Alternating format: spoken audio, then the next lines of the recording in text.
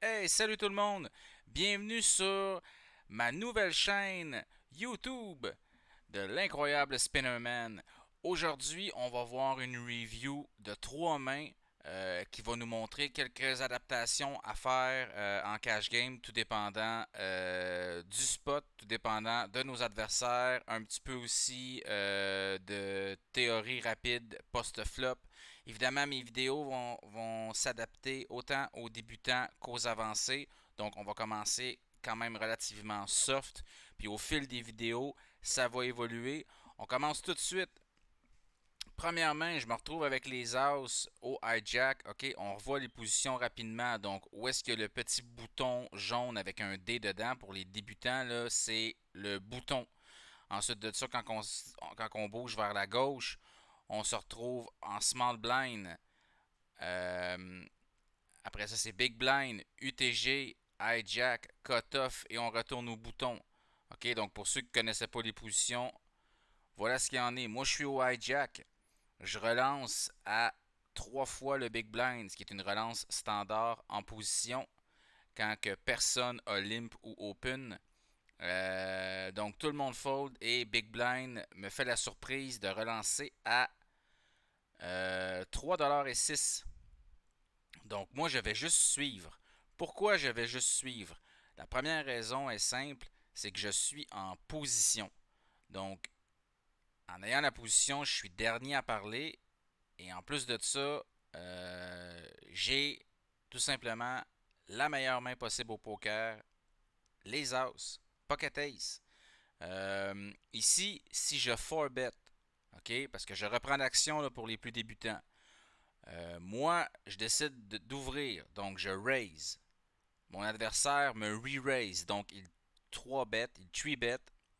Et moi, si je 4-bet, à ce moment-là, je dévoile énormément de puissance sur ma main. Donc, qu'est-ce que je vais faire ici pour camoufler ma main? Parce qu'on est en heads-up, on est à un contre un. Je vais juste caler pré-flop. Donc, pour camoufler la force de ma main. Le flop, 5-9 house. Donc, la texture du flop est excellente pour moi. OK? J'ai pas peur de la couleur parce que j'ai l'as de pique, donc j'ai un bloqueur. J'ai le top 7, donc j'ai absolument peur de rien. Mon adversaire mise tiers pot, je décide de suivre. Pourquoi? Encore là, pour pas démontrer la force de ma main. Le turn, un valet de cœur, excellent. Ça fait pas peur du tout. Mon adversaire mise 6,59. Le pot est déjà assez gros. Donc, je décide de suivre. Je sais que mon adversaire ici pourrait tout simplement aller all-in. Je sais que le pot est assez gros. J'ai pas besoin de le faire grossir plus que ça. Si on aurait été plus deep, puis que je me rendrais compte au turn que je pourrais pas, juste en collant, aller chercher tous ses jetons, aller chercher tout son stack, à ce moment-là, peut-être que c'est envisageable de faire grossir le pot en raisant. Mais là, ici, absolument rien qui indique ça. Donc, sur la rivière, notre adversaire, comme dans un rêve, il pousse all-in. S'il y a la couleur, ben tant pis. Il va tout nous prendre. Puis s'il n'y a pas la couleur, normalement, c'est nous qui lui prend tout. Et c'est ce qui se passe. Je cale, facile, il a pogné son brelan. Ici, on se fout pas mal qui ait frappé son brelan ou pas. Ce qui est important, c'est l'adaptation pré-flop. Ce qu'on a fait aussi au flop. Et même chose au turn, à moins qu'on soit beaucoup plus deep en jetons, dans le fond plus deep avec... donc, je reprends.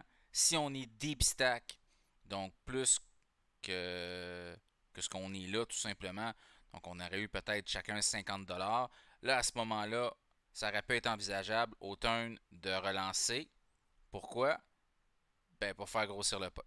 Donc, première main fait, deuxième main. On se retourne sur une table qui est pas normale. Donc, toujours, on est en NL25 en rush and cash. Ok, c'est très important de le dire. Donc, vous cliquez, vous passez la main, vous avez des nouveaux adversaires. Vous n'aimez pas votre main, vous passez la main, même chose, des nouveaux adversaires. Euh, donc, même chose pour la première main, on était en rush and cash. C'est très important de comprendre. Ici, on est sur une table spéciale. Avant de recevoir notre main, euh, le site a décidé de dropper sur la table 2,50, donc 10 big blind. Il faut savoir que normalement, un joueur récréatif, un fish, une baleine, un agrofish, whatever, donc tout ce qui n'est pas un joueur régulier, là, donc si vous l'avez identifié comme un reg, ça va être différent. Mais si vous l'identifiez comme un fish, un récréatif, comme je disais, une baleine, un agrofish, à ce moment-là, les joueurs se disent waouh, je veux ce pot-là parce que c'est la pot du gain, il y a plus d'argent dedans. OK? Donc, il faut garder ça en mentalité, sans nécessairement se dire que ça va tout le temps arriver, mais c'est quelque chose qui demande d'avoir ça en arrière-pensée en se doutant que ça peut être le cas. Donc, tout le monde fold, le cut-off relance à 1 et 3, et moi, je me retrouve en small blind. Donc, ici, il faut comprendre que le pot est à 2,85 avant la relance à 1 et 3. Donc, il relance 1 et 3 dans 2,85 en partant, c'est pas bon. Ça me donne une information que c'est pas un régulier aurait misé plus cher. Moi, dans cette situation-là, je peux faire un 3-bet pour tout de suite partir avec l'argent, pas de rake. Donc, c'est ce que j'essaie de faire en misant 4 fois sa relance parce que je suis out of position. Tout le monde fold, il décide de suivre. C'est bon qu'il suit. Normalement, il y aurait eu les kings, les queens, les jacks. Il m'aurait 4-bet. Là, en collant, normalement, je peux supposer que je suis en avance. Le flop 10-19, pas très menaçant. Je fais moitié pot pour mon 6-bet, mon continuation bet. Donc, mon adversaire, qu'on va appeler vilain, parce que mes adversaires se nomment vilain au poker, vilain va suivre. Donc, au turn, le pot fait 21,75. Et là, ici, je check sur l'house. Pourquoi je check sur l'house au turn? Parce que je démontre de la faiblesse. Deuxièmement, je veux savoir s'il a le 10. Parce que ça se peut qu'il ait le 10. S'il a le 10, normalement ici, il va miser avec Brelan. Pourquoi? Parce qu'il va se protéger contre les chances de straight, contre les chances de couleur, puis il va vouloir faire payer un house qui aurait checké. Mais là, mon adversaire check. Donc, il me dit, je n'ai pas le 10. Il peut toujours avoir full, il peut toujours juste avoir le 9, mais il n'a pas brelan de 10, parce qu'on vient de dire que brelan de 10 aurait pratiquement obligatoirement misé au flop. Pas misé au flop, misé au turn. OK? Donc, la rivière, toujours le pot à 21,75. Moi, il me reste 26,79. Je prends tout mon timer pour pousser all-in. Et je me fais caller. Pourquoi j'ai poussé all-in? Pourquoi j'ai overbet? Parce que c'est ça qui représente le moins de force.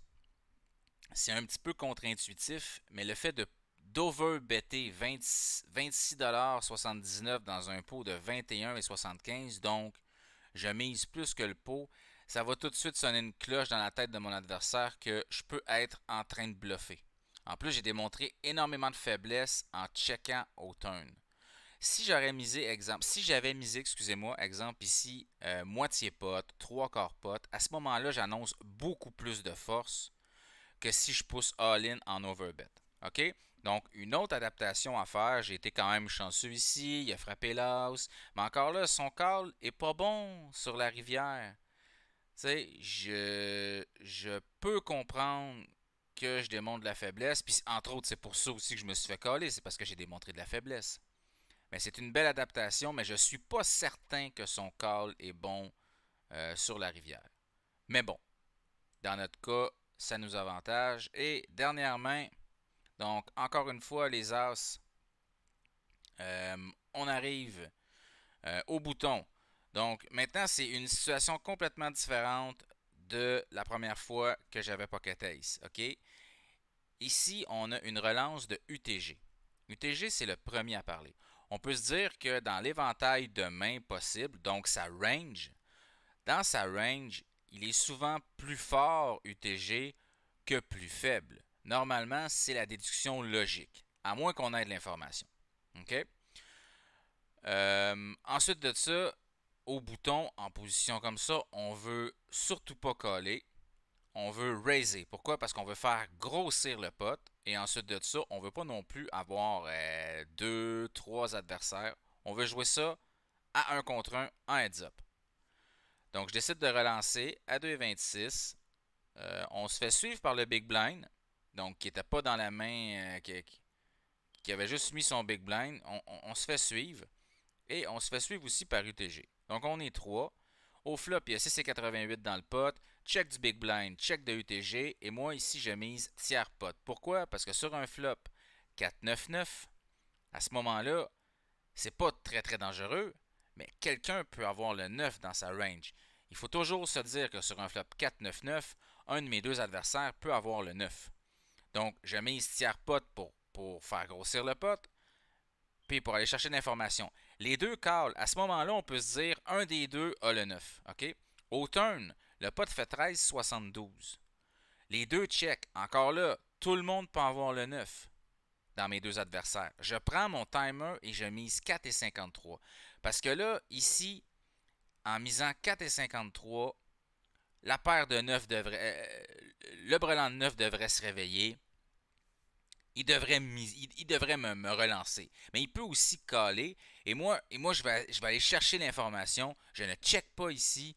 Je mise, mais pas cher. On a un fold du Big Blind et UTG nous suit. Donc, on en a fait folder un. Il nous en reste un qui peut toujours avoir le 9. Et là, il check. Quand il check ici, il y a rarement le 9. Le 9 va miser en value. Donc, c'est aussi simple que ça. De check ici, souvent, il n'y a pas le 9. Souvent, il n'y a pas la foule. Moi, je décide de tout simplement pousser all-in pour représenter encore une fois Ace King en overbettant le pot. Il y a 22,78 à la rivière et je mise 28,45. Et on se fait caler par pocket 5, mais il aurait pu avoir paire de 6 qui m'aurait collé. Il aurait pu avoir paire de 8, paire de 10, paire de valet, paire de dames. Tout ça, honnêtement, aurait pu me coller. Quoique là, rendu vers paire de valet, paire de dames, il y aurait peut-être eu de l'action avant ça. Mais on voit que ici, en s'adaptant à la situation, on est capable de tout prendre. Surtout que c'est un joueur récréatif, un joueur, un fiche ou quoi que ce soit. Il y en a beaucoup, surtout dans les micro-limites. C'est vraiment des petites adaptations. Dans le fond, c'est la base. Les joueurs avancés vont me dire peut-être, ouais, c'est ça, c'est la base. Mais c'est toujours important de revenir à la base. Puis surtout, c'est bon pour les joueurs débutants. Si vous êtes débutant, ici, vous avez vu trois exemples. Puis trois exemples d'adaptation, mais aussi trois exemples de jeux qui vont se développer post-flop. Donc, vous commencez à avoir un peu la mentalité pour analyser votre jeu post-flop. Et c'est ça qui va vous faire gagner un edge sur les autres joueurs, qui va faire en sorte que vous allez faire soit plus d'argent, soit commencer à devenir un joueur gagnant. Fait que sur ça, j'espère que vous avez aimé cette vidéo. Laissez-moi, premièrement, abonnez-vous si vous avez aimé pour m'encourager aussi. C'est gratuit en plus. Hein? Pourquoi pas? Ensuite de ça, le pouce bleu, partagez la vidéo. En commentaire, dites-moi qu'est-ce que vous voulez voir en vidéo. Tournoi, cash game, spin and go, c'est vous qui allez décider. Je lis tous les commentaires. Si vous avez votre opinion sur mon jeu et que vous voulez le partager en commentaire, tant que ça reste respectueux, il n'y a aucun problème. Et vous pouvez me suivre sur ma chaîne Twitch, l'incroyable Spinnerman, du mercredi au dimanche soir à partir d'environ 23h, heure du Québec. Je suis là et je fais mes sessions en direct. Vous allez voir, j'explique mon processus thinking. Vous voyez tout de A à Z et tout ça, c'est gratuit, guys. Fait que sur ce, je vous dis un gros merci. La prochaine vidéo, ça va être jeudi pour RetroJus pis sa gang sur le Spin and Go. Puis en attendant, je vous dis bonne soirée, bonne journée. À la prochaine. Bye bye.